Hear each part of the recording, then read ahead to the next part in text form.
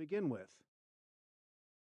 I have spent a veritable lifetime in the financial industry, so when I saw that the buzzards were circling, ready to swoop in on AIG's highly prized insurance entities and real estate holdings, I know of what species I speak.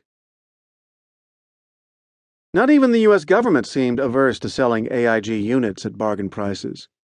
The prevailing philosophy in Washington was, let's recoup whatever we can as fast as we can.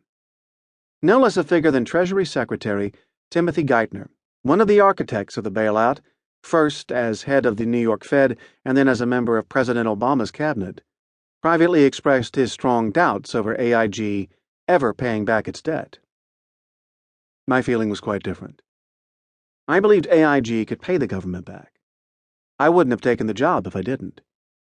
I also figured out quickly that those at AIG who didn't share that belief wanted me silenced, discredited, and shunted aside. Which reminds me of an old joke.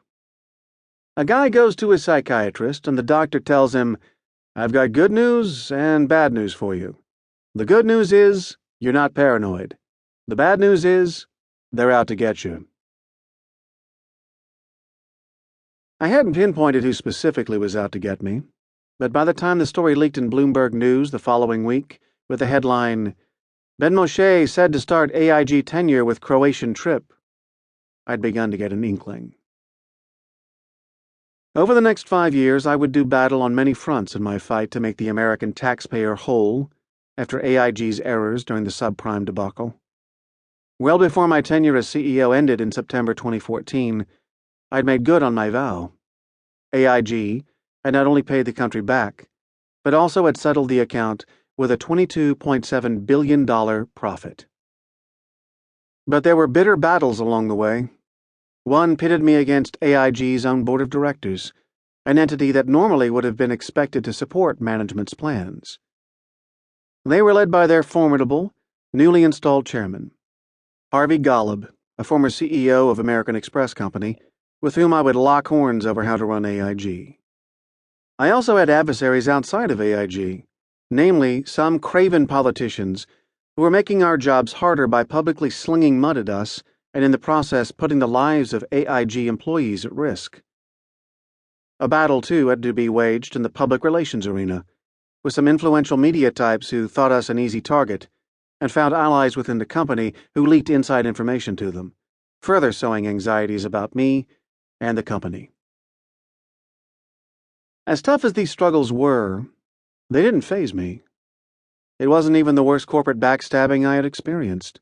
That distinction went to my time in the 1980s and early 90s at the brokerage firm Payne Weber, where I was well schooled in Wall Street's cage fight mentality.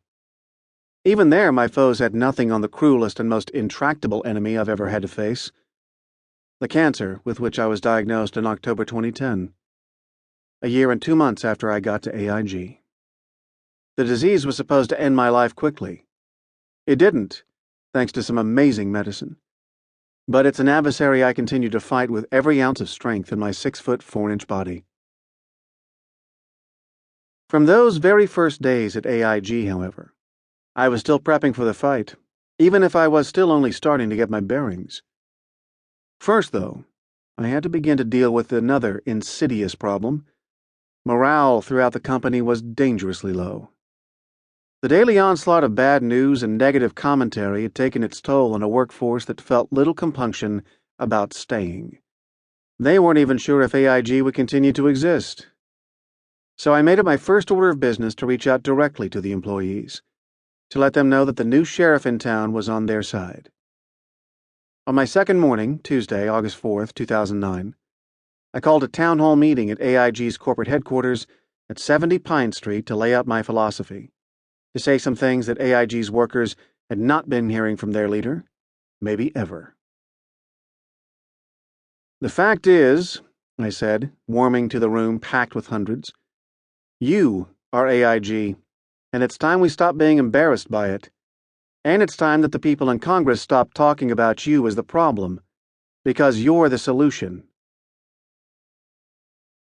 The attacks on AIG had gone beyond angry rhetoric to outright threats. The children of some workers in Connecticut were beaten up at school.